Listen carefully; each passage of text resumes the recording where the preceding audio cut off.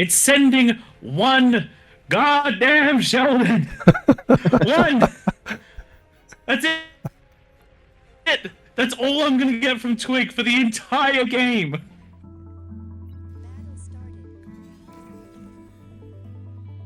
Welcome to Rosetta. After last week's performance, which can only be described as educational, but in reality was 3 engineers building bases with blindfolds on, we've come back with a plan, real strategy, actual coordination, and if it fails again, we'll just call it experimental gameplay. We had a plan for this one? What was it? I definitely didn't have a plan. If you don't remember, as you can see, we've all gone with core bots, so we were at least on the same page for the plan. And that feels like a mistake, honestly. Shouldn't we have some sort of something else? Nah, we'll be right. And you know what? My plan here, I don't know if I actually told you the plan. You guys, Cortex equals meat shield. That is the plan. That is a good summary for this game. That makes so much more sense now. That makes so much more sense now. Now onto the real things, just quickly. Yes, if you do look in the bottom right hand corner, Tank Tom is the only one of us still above 25 OS. That is a miserable position for us to be in, but we're gonna fight our way back. However, we do have our work cut out for us this game. We do have our lowest OS player taking one of the most important positions in the game against the highest OS player on the opponent's team doing the same. And not only that, the highest OS player is getting boosted by another player, so getting the energy right out of the gate, not going to have to worry about that. And you can see straight into units, no faffing about, just damage. Meanwhile, we are off grabbing as much of the reclaim as we can. On this map, if you can get your opponent's reclaim first, that's a pretty big deal. It's only 200 extra metal, but that can make a big difference. Yeah, 200, we've only got 5 makes a difference. Trying to get these. Unfortunately for Tank Tom, if Blue hadn't mismicroed that would have been a grave robber dead. So I didn't actually know that one survived. Good timing just there. Anyway, looking around the map, we've bottom loaded this side of the map again. So if you heard us in the last game say that we should spread ourselves out a little bit more, we have not heeded that advice. Not even a little bit. Map, we've set up so that I can swing through the middle. So we're not just all on one side. We've got a little bit more space to swing and support the other lanes. Oh my god. Ladies and gentlemen, middle of the map. Two constructors. This is not going to go well for us to start out with. Two. Sorry, that is not two. Yeah. Six were queued. 6 constructors. Jesus. Yeah, look, 3 chefs, not the most experienced, but that's at least 15 hours in 3 chefs is a bit of experience. Yeah, you should know If you're going to start with that many, at least throw down some LTs to stop the units that will rock up. Yeah. But and the thing I was going to say, there we go. It's only now a transition to units, and rather than killing the grunt that's in the base. Yeah. So look, I'm glad Pink is here to help. Tank Tom, you're sending your comm up to help as well. Yeah. But whilst the base this has been going on. Oh wow. Oh god. Okay, so that was a rough start. Whilst this is going on, rough start, and on top of rough start, I'm letting my opponent get the pole position in front of me right now. Now, I'm trying to do some damage here, whether this is a good idea or not. I like how mountainous this map is. I just wish I decided to go down into his base instead of across the back. I like your But again, you make the decisions you can make. I just sort of assumed that he would have units there because I have units there. But it is what it is, and I will get a little bit of damage done. I will happily trade myself 5 grunts for 1 or 2 of their pawns, a couple of mexes, and then getting in and doing damage. Realistically, I probably should have just tried to go for those mexes, because I know that I'm going to be heading into a comm. I've seen the mace.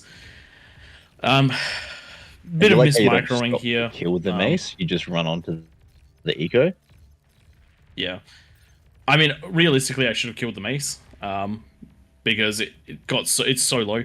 I'm just sending my units in to do what they can. I mismicroed them. I had them on a fight command running down there while I was trying to control my other units to deal with my player, but because they're all on the same hotkey, I ended up pulling them. So if you're going to do an attack like that, separate them out into a different hotkey if you're using hotkeys. But I'm now in a bad spot on the front lines because I've let my opponent get a unit advantage and a positioning advantage. So the question is, am I going to do what I said I was going to do last game? I'll do what I said I should do last game and actually fight where their defenses don't make a difference. One thing that we have done and we will at this point see. Is we've both poked the bear. So whilst you were doing your push, I'd done the same. They used some of the shurikens to stop mine, but we both got a response out of them, and I'm sure we'll see responses as the game goes on as well. Yeah. What's good though? Right now, I just want to point out 12 Rocketeers versus 5. Just by the way, for me, 12 Rocketeers versus 5. We will come back to that quickly. Just as a precursor to this.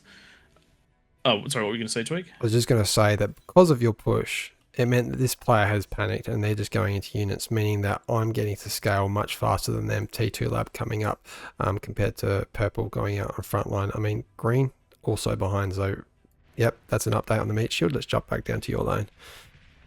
So 12 Rocketeers with LLTs and a Sneaky Pete against my handful of thugs and a couple of Rocketeers.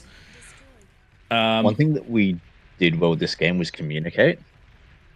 You can see in the background there the units on their way down. I am laughing because some of the communication in game, I wish we had this recorded. In fact, some of this we really do need to start recording. Would be, Twig, I'm just telling you because you told me off from not telling you last time. Tank Tom, I don't need to know. This did happen. Pretty much. It was, hey Twig, there's things coming. And I remember Twig panicking. You were going, it's fine. And I was looking at stuff going, he's fine. He's got an LLT. His units are walking there. I've cut him off enough that I'm going to go then deal with this push. Yeah. So, I'm in a rough spot. That Sneaky Pete is a problem. It's a significant problem. Thankfully, because of the positioning of the comm, I was actually able to just walk in and snipe it, and I took most of the damage on my thugs. My Rocketeers are actually now... I now have more Rocketeers than my opponent does somehow. The mistake that Elden Guard made here was that at no point should his Rocketeers have not been on a fight command forwards during this entire time. He had the numbers. The Sneaky Pete is very nice, but it's not going to be it's not effective enough in comparison to putting damage down. I am continuously putting damage down and taking it on my thugs and healing them. He is not getting those frontline units and instead getting the Sneaky Petes. And somehow, despite the massive armored advantage at the start of this fight, I'm now in a dominant position. The advantage of the Sneaky Petes is when you don't already know what's there. When you already know what's there, it becomes significantly less effective. The other thing you can do is, and I only did it once during that fight because it was only needed once, ground firing where I assumed the units would be. You can see where rockets come from. So if you can see one rocket and you know that the player is lining them up, then you can fire back. And at this point, they are firing back at me. Yes, in a big way. Tank Tom, I didn't see a lick of this during the game because I was microing my little heart out. Yes, this was another one of those times I was like, hey, Twig, when are you coming online? And you need to come now. It's happening. And I'm fairly sure Twig's response was, just hold out a bit longer. And I was like, yeah, you've got about 15, 20 seconds before my base is dead. Yeah, this player here, your Prey's lane actually got sent a bunch of tanks, which I didn't realize happened in the game. So Blue sent the tanks down because he's been doing really well. So he thought he can spare a few. There is a lot of metal on the front line, but I am now on line, so I'm bringing Sheldons to the front line here for Tank Tom because we see such volumes of units coming forward. And arriving just in time. Yeah, and I'm lucky that these Centurions won't push forward any further at that point in time. Oh yeah, if you're ever in this situation, now that you've sent Tank Tom's a couple of units which should be able to push this back, you reckon you could help my front line? Yeah, sure. We'll do something about that very shortly. Yeah, Alright, yeah. alright. I could really use them. If you gave He's me only like, sent oh, I don't thousands of know, metal back 5 at this point. Sheldons, a sneaky, like a radar and a radar jammer, I could probably win this so hard that I could get the metal reclaim. It'd be a good time. It'd be a really good time. Well, I'm on that. I think I'm going into some more units now. How about you have this? How did that go down?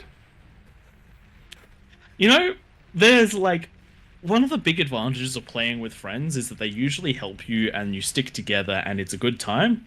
But do you know what's really, really insulting? It's not just not sending units. Not sending units says, nah, you got this, you're competent, it's all fine. It's sending one goddamn Sheldon. One. That's it. That's all I'm gonna get from Twig for the entire game. You better micro the damn shit out of that Sheldon boy. Sheldon.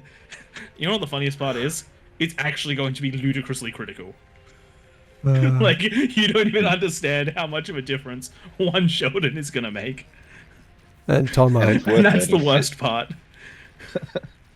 With these games, because we're actually working as a team here, Twig wouldn't have had this T2 up if Praetor hadn't been fitting metal back to him throughout this game. No more plays. I'm not spending it at all. I do not have enough energy up. I do not have enough solars up. I'm just waiting for this to come online, but I'm a long way off of it. At this point, I wish I could see the metal sent at this point, because between Tank Tom and Twig, I think I've sent over 3k metal.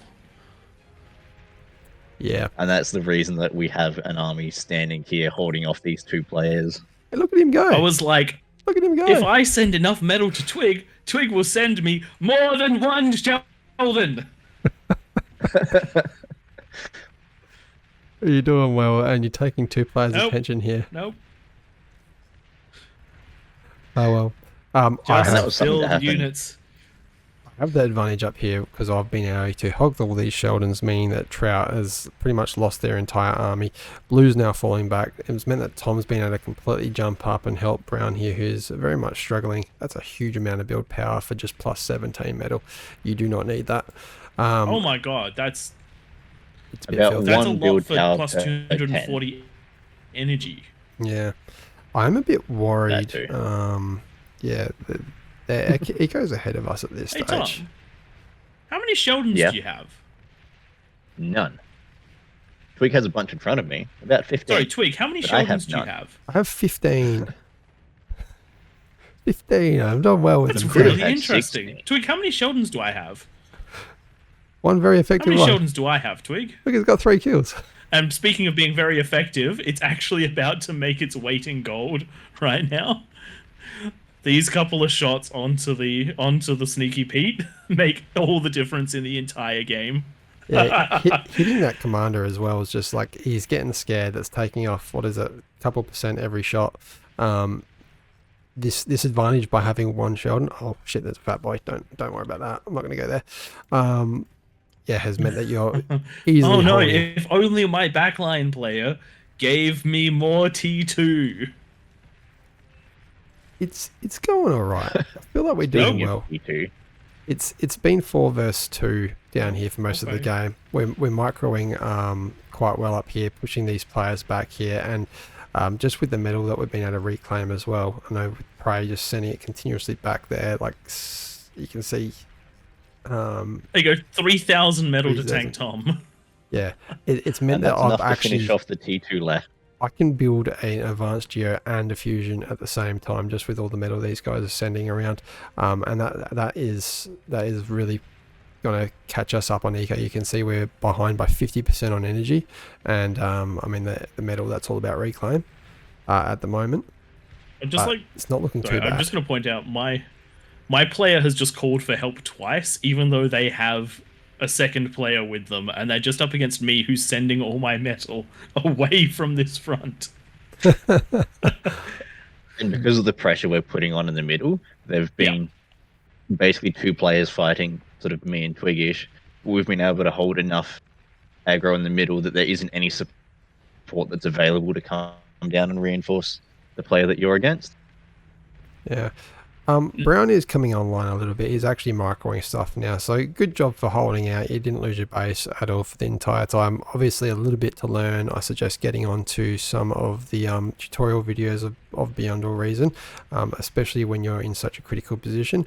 Really need to recognize that when you are a frontline player, your job is to build units and not scale that eco as much. And lessons learnt from last game, I am not in a position where I can hold the spot that I'm currently in. And so just backing those units out, using the space that I have to get a T2 lab up, to get build power, to get myself energy. Thank goodness I've got that Geo. And then, you know, hoping my backline player will give me more T2. I mean, clearing it's doing ponds work. for you. Yeah, he's down. We're just about to get this. This armor that you've been complaining about is going to come and save you. There you go. From the gauntlet that wasn't in range of my units. This is true. And is now walking away. You're safe now, so I can leave.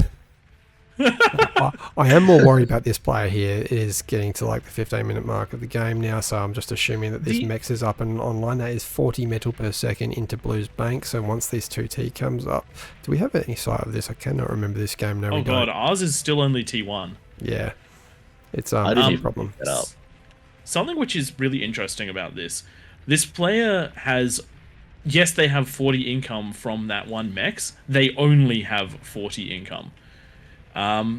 There's a lot more that you can do with 40 income than the current positioning. But I mean, look, the hold that you guys have had in the middle, I've been complaining a bunch in this game, but the hold you guys have done in the middle is phenomenal. Yeah. Tank Tom, front lining for that long, doing the damage for that long, really, really well done. Air player reacting really well here, sending his fighter wave in to take it down. And also, I like that he actually sent the bomber, because I don't think he intended to... Yeah, it doesn't look like it's going to get as much done as I was hoping. But I honestly would have sent it inside the fighter wave into the back lines to see what I could get done there. But front lines are now somewhat okay. For actually everywhere in the map. You guys have got the middle covered. The top is having a bit of trouble here, but it's only T1 that's pushing in. And realistically, they have to back up because of that rattlesnake. Bit of trouble there. And then I'm trying to do what I can on the bottom, but that fat boy is still being a big problem. This little hill is very problematic. Hey, where'd you get these very shoulders problematic. From? Oh, there you are. I built them. I built them because I didn't get any help. I did give the arbiters coming around to help you now. Didn't do much. You did give the arbiters that have got a grand total of 1 kill because they can't hit anything. If I was against Static D, I would have really appreciated those arbiters. Alright, we're pushing into the middle. The constant feed of metal, I mean, another fusion is down, going into the anti-nuke to cover all 3 of our bases. I mean, I probably should have built it up in this hill position. You got the anti-nuke? Because I did not think about that even remotely. And that's not a mistake I should be making.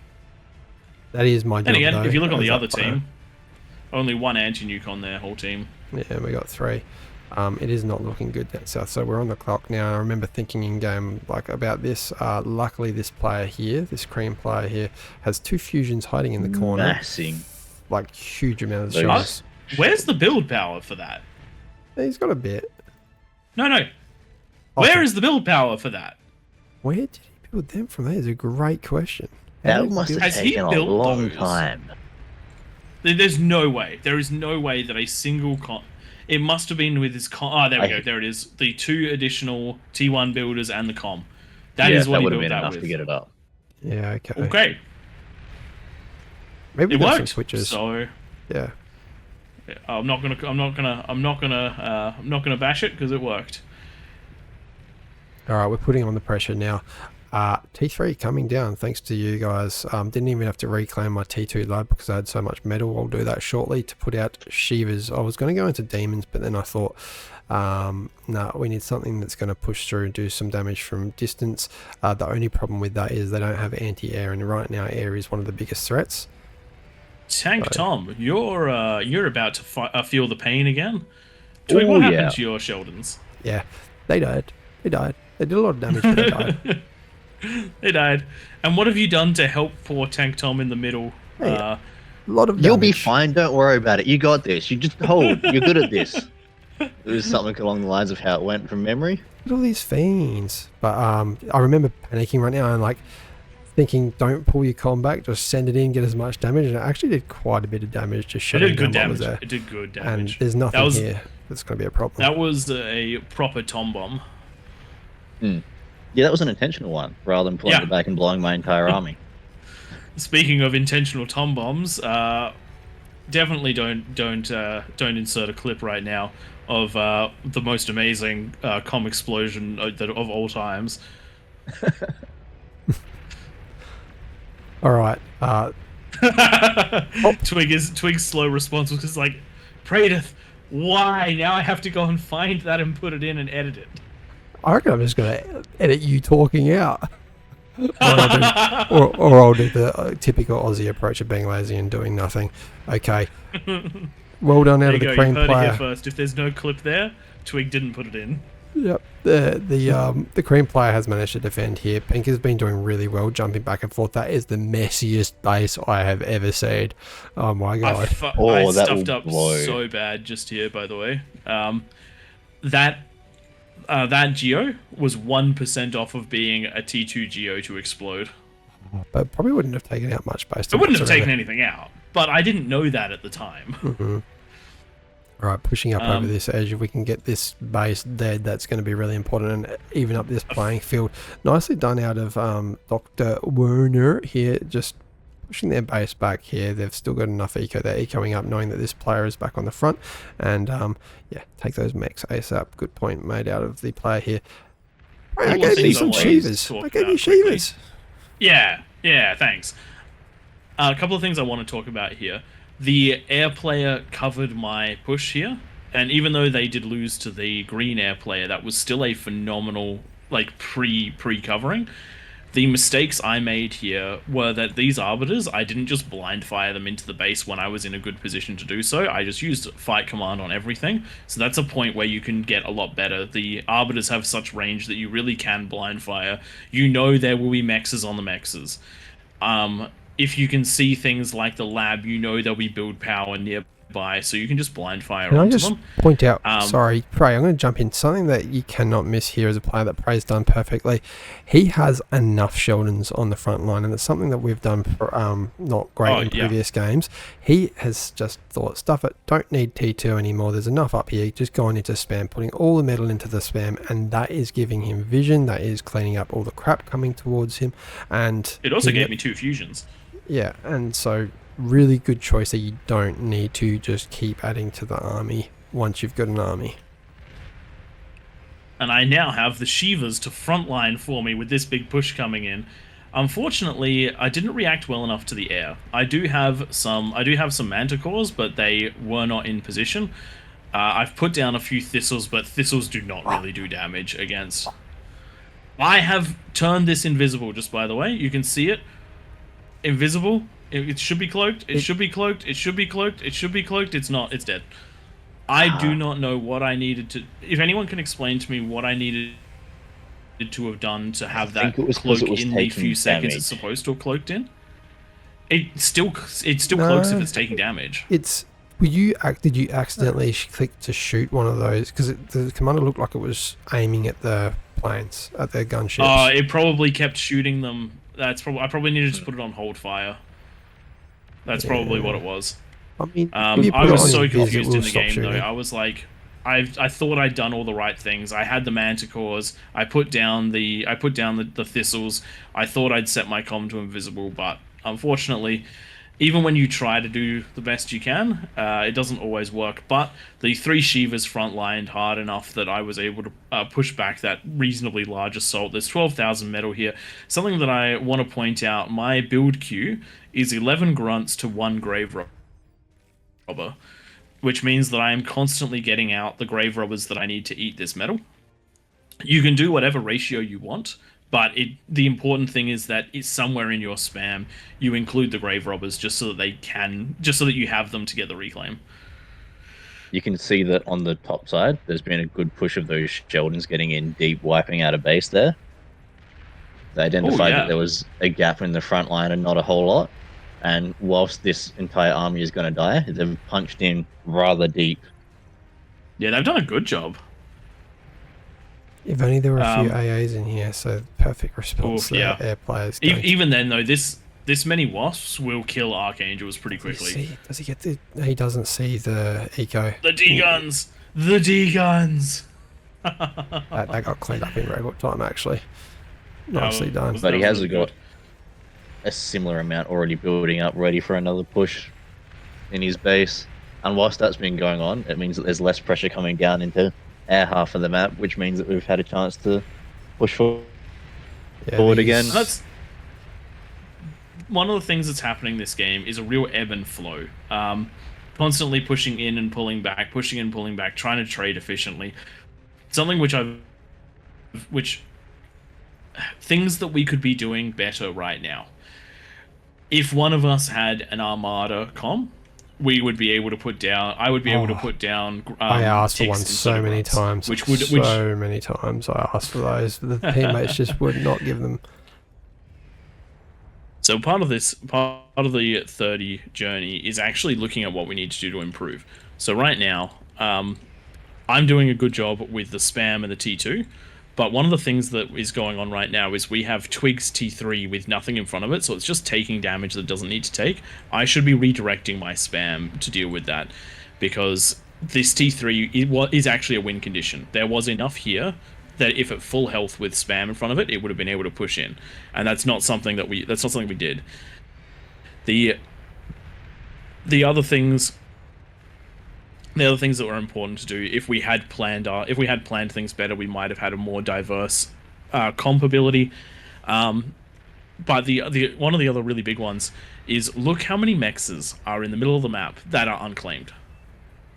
Didn't even realize All you need to do is throw out a butler with an area mex command, and I would be able to increase my metal per second by like 30%.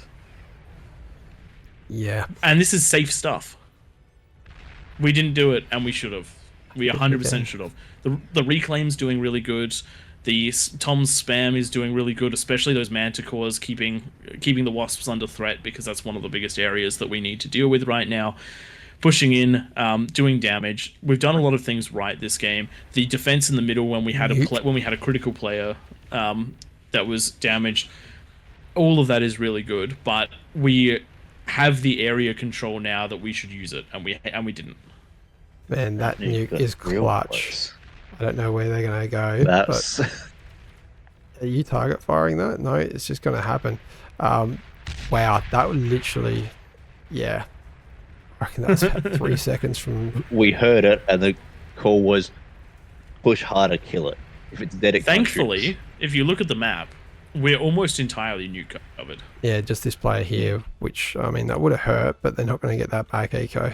I also doubt that's where they would fire. They have no reason to fire that deep into the corner. Yeah. Tom coming online perfectly with this spam, just as I've got these 4 Shivas here. So that's going to really help in taking out this base here. We are on the clock, because look at this. This is 6 Razorbacks. Is pushing in at the moment. 6 Razorbacks. The Sheldon Bull's back up again, but I mean, they do quite well against... Yeah, Green's got the double Aphis up. Their air player is going into 5 Aphis. Like, they have the stronger economy right now, but because of Reclaim, we actually are 50% metal per second higher. Yeah, positional advantage. Energy is about the same thanks to their air player. Here come the Shivas and no reaction out of surrounding players. That's going to be... Oh, wow, that's a lot of fusions that are about to die. That is 6 fusions in that pack. And also build... I'm pretty sure at this point we said something... Tom... Oh, you know what was happening at this point? Tom had been saying for like 5 minutes, it's like, guys, there's stuff above us. There's stuff above us, guys. Guys, we need to deal with the stuff above us. Nah. So like, yeah, it's fine. We're in their base. Doesn't matter how much they're killing you as long as you're killing them more. That's my theory.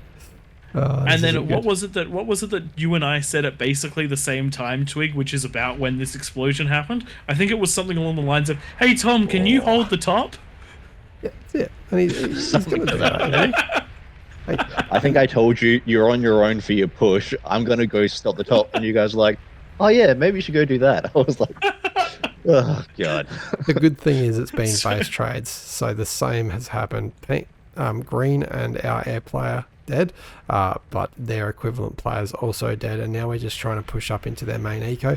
Their central player here, I think I just reroute these Shivas shortly, I hope I do, and then try and get these ones into the eco. You can see some incorrectly placed wind, build them 2 wide rows of 2 people so that you do not see these chain reactions.